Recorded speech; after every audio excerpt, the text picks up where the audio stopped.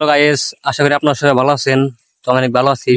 তো আপনাদের মাঝে অনেক সুন্দর একটা কন্টেন্ট নিয়ে আমরা আসতেছি। ঢাকা থেকে শিল্পী ভাড়া করে আনছি, কাক্কারে আর ওই যে জাহিদ রে। তো এখন টিকটক ফাটি ফেললে গান কয়ে, ভাই ডায়লগ দেবে।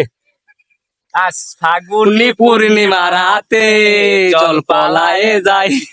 ওরে বে, কি গান কষ্ট রে বে। তো টিকটক ফাটি ফেলবি, তুই একটু কষ্ট দি, ডায়লগ দেবে। তুমি তো তোমার মতো হাই হারিয়ে ও গেছো।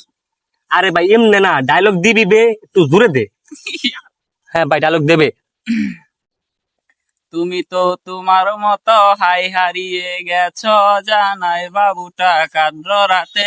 Stop stop stop. এরে বে, কি ফাড়ে ফেললি তো গান কই, ফাড়ে ফেললি না। তো এখন আমি একটা গান বলবো। তো এখন আমার ঢাকা থেকে আনছিলাম আমার কাক্কারে।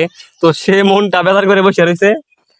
তা জাহিদ তো মোটামুটি ভালো গান বললো, মোটামুটি ফাড়ি ফেলবে।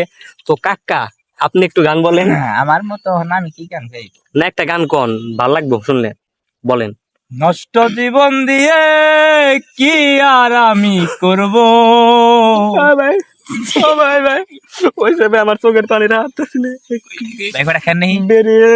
বে তুই রে কি গান করলি, নষ্ট জীবন দিয়ে কেন শুরু হলো? আমার তো বুকটা ফেটে দেবেন গা। তো গাইস, এখন আমি একটা গান বলবো। তো আমরা তিনটা শিল্পী অনেক জায়গা থেকে ভাড়া হয়ে আসছি। তো আজ আগুনি পূর্ণিমা রাতে চল পলায়ে যাই, দূর দেশে হারাবো, চাঁদের দেশে পলাবো, গাঙ্গে নিয়ে হাবুডুবু খাবো। হেই, আজ আগুনি পূর্ণিমা রাতে চল পালায়ে যাই, আরে পালায়ে যাই। তো আপনাদের মাঝে অনেক বিনোদন দিলাম। তো আমার ঢাকা থেকে বড় ভাইরা আসছিল, তাদেরকে এখন বিদায় দিয়ে দিতে হবে। তাদের জন্য 8-10টা গরুর গাড়ি খাড়া করে রাখছি।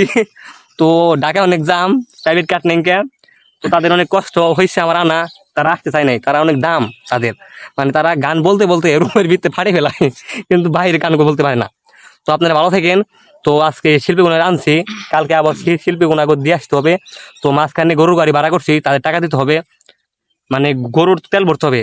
ও না, গরুর তো তেল রান্না না, গরুর তো খাইতে হয় ঠিক মতো। আর পোলা মাংস খাওয়াম গরুরে, গরু গাড়ি দিয়া বড় ভাইদের ঢাকা নিয়ে যাবো, তাদের ক্যাম্পাসে ফিরে দিব। তাদের ওইখানে মেলা ফ্যান ফলোয়ার বসে রয়েছে।